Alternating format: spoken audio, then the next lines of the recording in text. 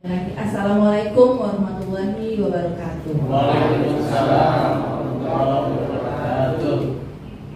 Selamat pagi Bapak Ibu semuanya, salam sejahtera untuk kita semua.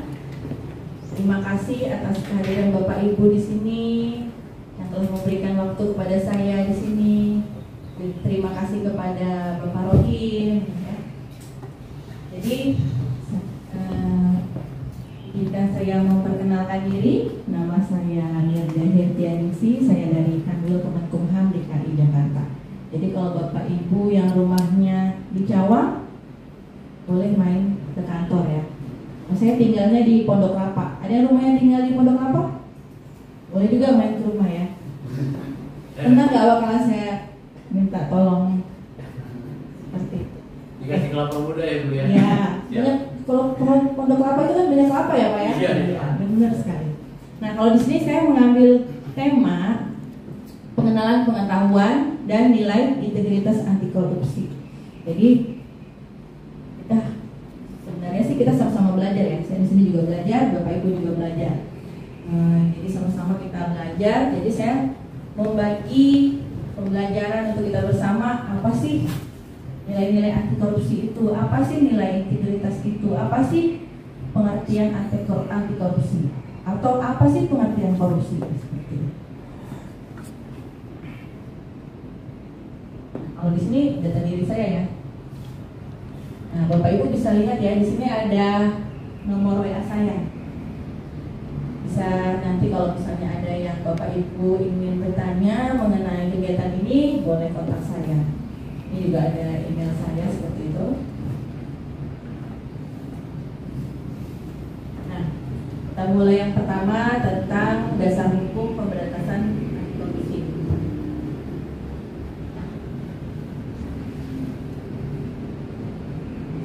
Jadi kalau Bapak Ibu bisa lihat di sini dasar hukumnya, kita lihat ya, panjang ya. Nah, tapi yang harus Bapak Ibu ketahui itu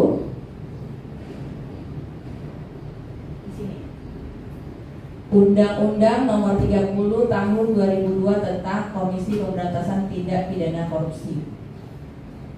Lalu Undang-Undang Nomor 15 Tahun 2002 tentang Tindak Pidana Pencucian Uang. Nah, itulah yang termasuk salah satu dasar hukum yang harus Bapak Ibu ketahui. Seperti itu. Tadi sepertinya kalau di materi pretest ada ya Bapak Ibu. Nah, ini bisa Bapak Ibu. Oh, kalau ada yang jawab, oh tadi saya jawabnya Undang-Undang Nomor 30 Tahun 99. Berarti jawabannya Undang-Undang Nomor 30 Tahun 2002. Seperti itu.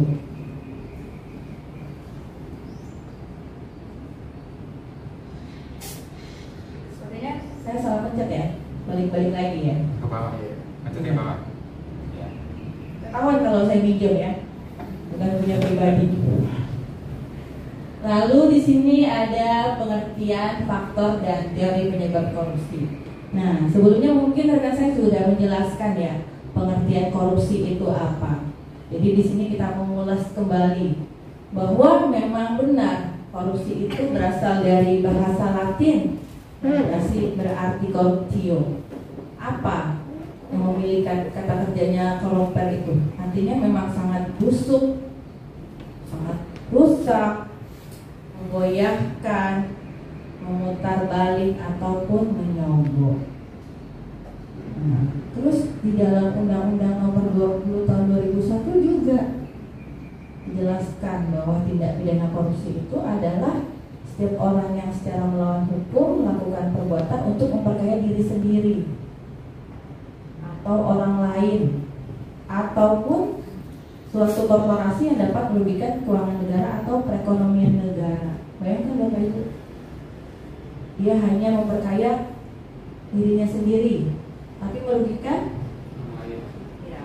orang lain, merugikan negara juga. Jadi efeknya kemana? Ke kita juga kan, ke Bapak Ibu juga, ke saya juga, seperti itu. Seperti tadi kan Bapak Ibu sudah ada dengar dampaknya kan? Dampaknya dari kesehatan. Nah itu salah satu dampaknya kan, seperti pendidikan dampaknya.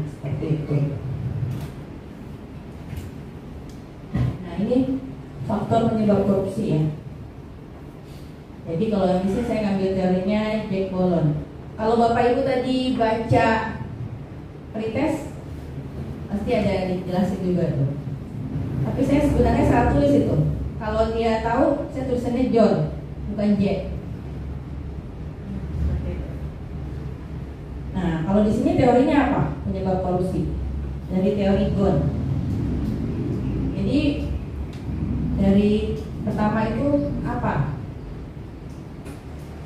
Niat untuk memenuhi kebutuhan sehari-hari. Lalu ada juga karena opportunity, kesempatan. Jadi ada kesempatan dia untuk korupsi. Oh, ada celahnya. Kalau ini kesempatan nih. Kalau aku ini nggak ketahuan kok, aku bisa korupsi sedikit. Nah, akhirnya karena kesempatan itu menjadilah celahnya. Kemudian ada juga yang greed, karena adanya sifat keserakahan. Jadi memang dari awal orang ini sudah mulai punya sifat serakah. Tuh. Nah, akhirnya apa? Karena keserakahan itu dia hidupnya bermewah-mewah. Kadang-kadang kita ada lihat ya Bapak Ibu, tadinya dia hidupnya biasa, contohnya lihat temennya sepatu atau tas Dior ikut-ikutan kan. Kemarin baru beli, cuma gue pakai tas Dior nih, aku juga besoknya langsung beli, pasti ada seperti itu. Lalu expose karena adanya tekanan. Jadi biasanya kadang-kadang ada yang nggak mau, tapi tiba-tiba karena ada tekanan dari atas, dari atasannya, kamu pokoknya harus seperti ini ya. Tadinya cuma dari RAB kita cuma 100 juta, tapi karena ada tekanan dari atas, kamu mark up ya, jadi 500 juta. Nah, seperti itu. Itu karena tekanan. Nah, jadi kalau di dalam tindak pidana korupsi ini ada beberapa kriteria. Salah satunya pengertian gratifikasi dan pemerasan dan suap. Jadi kalau misalnya pengelompokannya sebenarnya banyak ya Bapak Ibu. Tadi sudah dibahas ya pengelompokannya. Nah, cuman kalau saya di sini akan membahas tentang gratifikasi, pemerasan dan suap. Bapak Ibu sudah mengetahui ya apa itu gratifikasi? Tahu nggak gratifikasi itu apa? Pemberian hadiah. Nah, terus selain hadiah apa aja? Ada yang lain? Jadi yang seperti Bapak katakan tadi benar, pemberian hadiah. Jadi kalau dari arti luasnya apa? Bisa uang, hadiah, bisa barang, rabat diskon, komisi pinjaman. Pinjamannya malahan gak usah pakai bunga ya. Udah. Terus tiket perjalanan, fasilitas menginap, ya, pengobatan cuma-cuma dan fasilitas lainnya.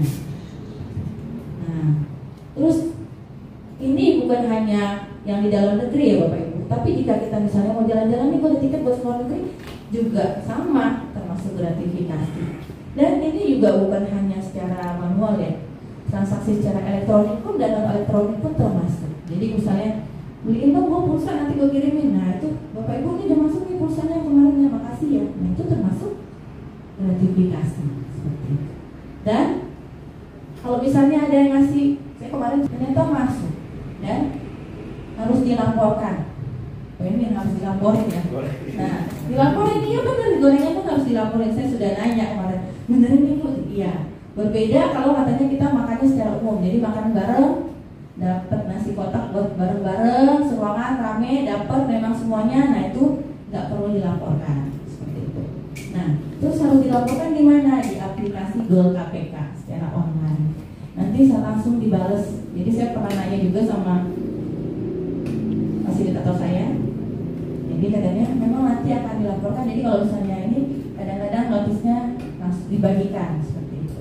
Saya juga baru tahu sebenarnya. Oh ternyata harus dilaporin juga ya Bu, seperti itu kan. Karena saya terus terang aja, kadang-kadang dari karena mungkin suami saya misalnya kan karena kepala OPT, jadi ada anggotanya tiba-tiba kan pulang kampung, saya datang ke rumah, ini dari siapa? Nggak tahu Bu. Saya suka tanya tuh sama ajudannya, ini dari siapa?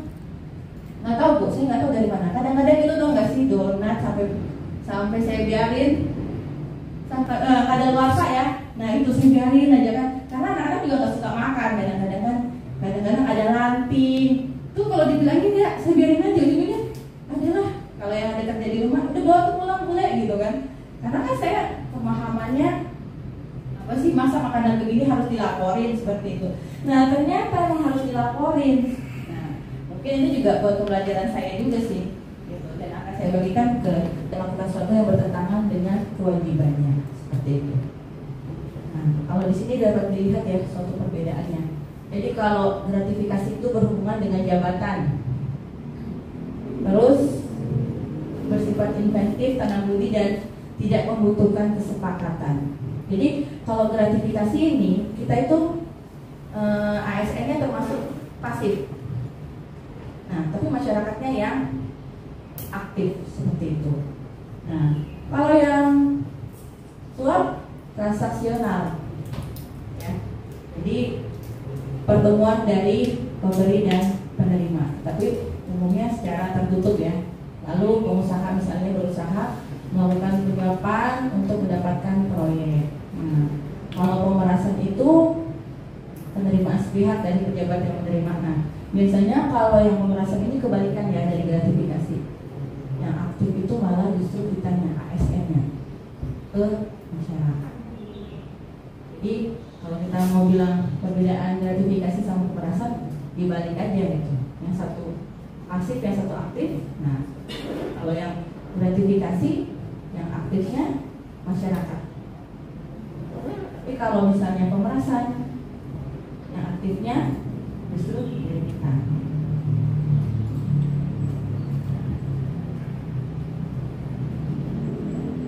Nah ini konsep sosial korupsi. Nah, tadi kalau ada dampak korupsi, di sini ada konsep sosial korupsi. Jadi apa? Biaya kejahatan yang dihitung akibat dari pelaksanaan korupsi tersebut ya. Jadi kalau di sini berdasarkan Grand and Price itu ada biaya sosial kejahatan. Jadi yang dihitung ada 3, biaya antisipasi kejahatan, biaya akibat kejahatan, dan biaya reaksi kejahatan seperti itu. Nah di sini Bapak Ibu lihat ya, ada biaya pengadilan, biaya penahanan, pencegahan korupsi, biaya penegakan hukum. Ternyata biaya yang dikeluarkan untuk hal tersebut itu sangat besar ya Bapak Ibu ya. Nah kalau kita di Indonesia ini ada 3. Nah kalau biaya ekspresif, nilai uang korupsi yang dinikmati diri sendiri, bukan kerugian negara secara eksplisit.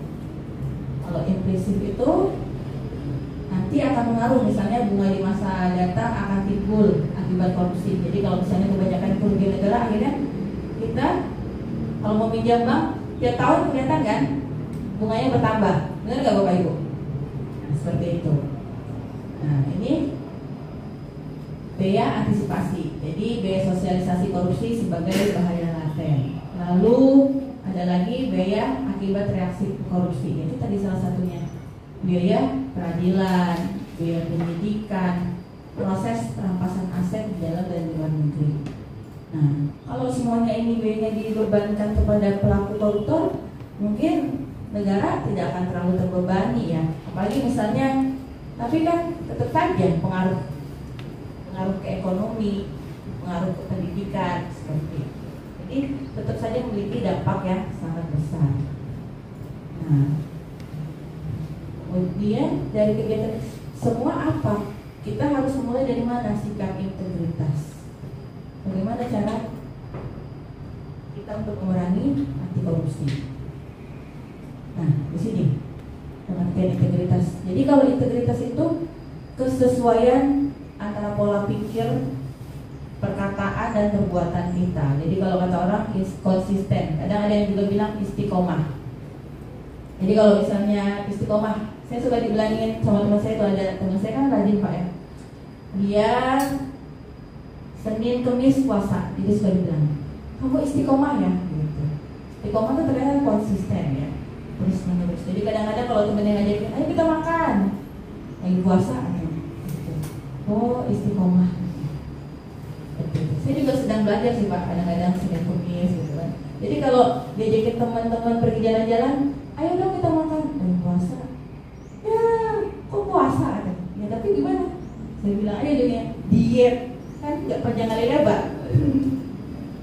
Meskipun nanti dibilangnya istiqomah gitu kan, tapi kan belajar dari diri kita sendiri seperti itu. Nah, terus karakteristik orang berintegritas.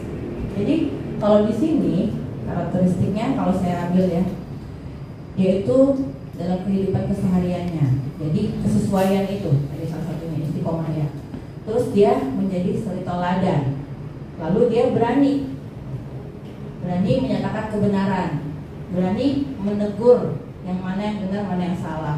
Nah, kalau di sini motivasi kita apa? Tidak melakukan kesalahan. Memang sesuatu hal yang sangat berat ya. Tapi itu salah satu kita untuk menjadi motivasi, berintegritas.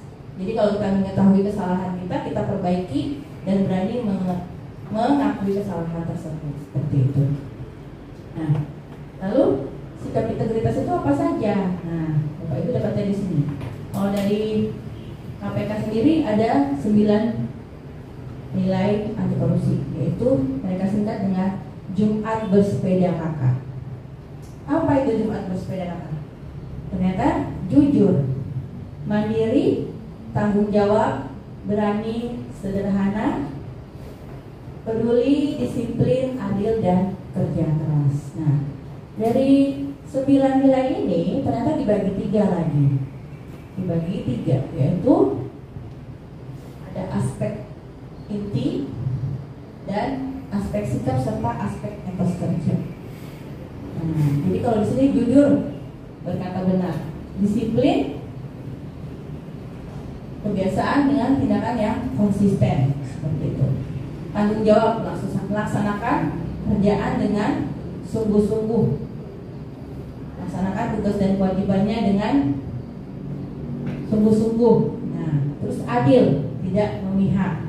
Lalu berani, tidak takut ataupun gentar dalam menyuarakan, serta peduli, memiliki sikap empati dan simpati.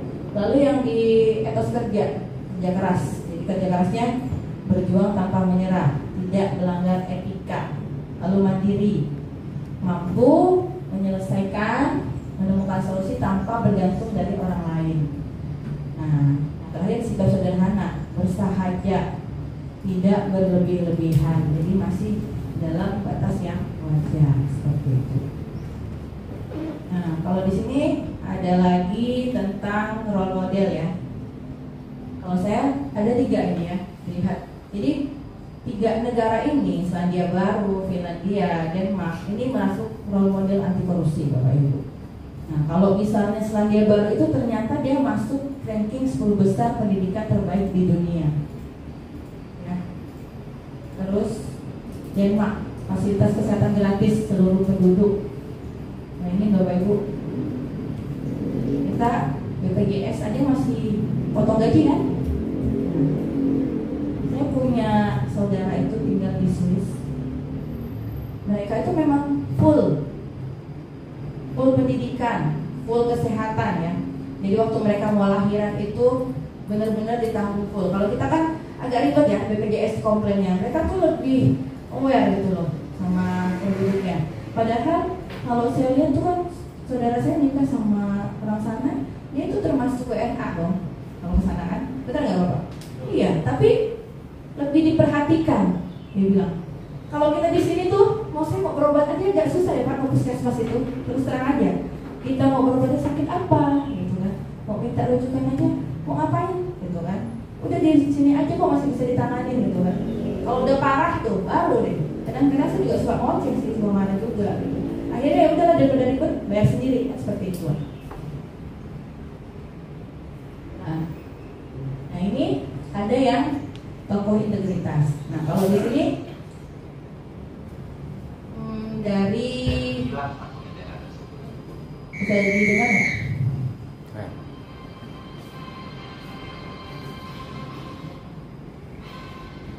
Saat itulah sang polisi baru tahu bahwa orang yang ditindaknya adalah Sri Sultan. Brigadir Royadin mencoba mengatasi upahnya dan kemudian berkata,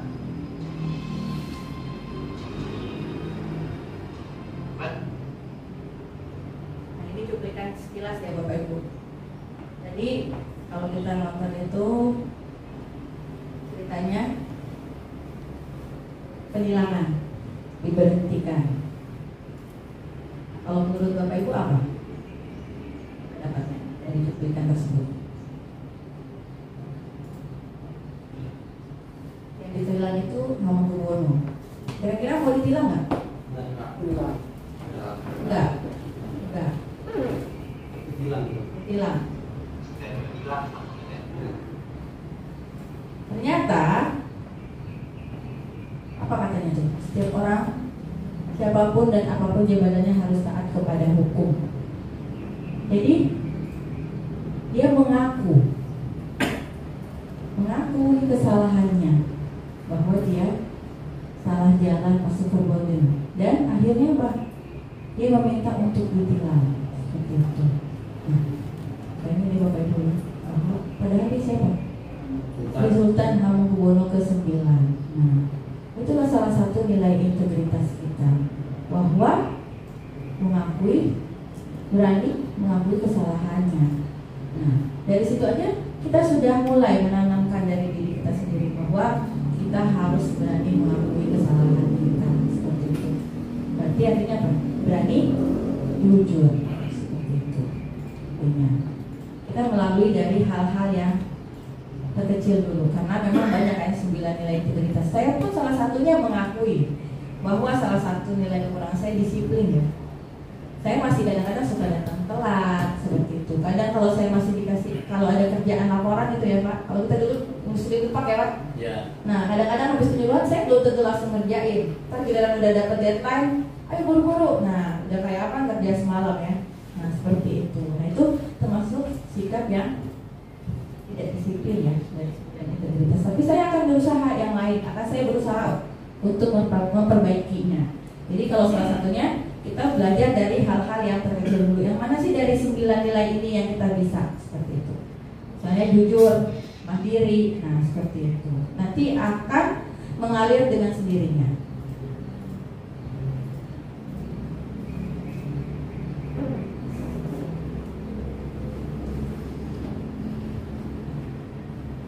Nah, burung dara, burung cendrawasih. Cukup sekian dan terima kasih. Wassalamualaikum warahmatullahi wabarakatuh. Waalaikumsalam warahmatullahi wabarakatuh. Nah, sebelum kita menutup kegiatan ini Pak, mohon izin untuk saya memberikan lagi postes untuk peserta semuanya. Siap Ibu. Sambil menunggu Ibu menyiapkan proses sambil mengerjakan.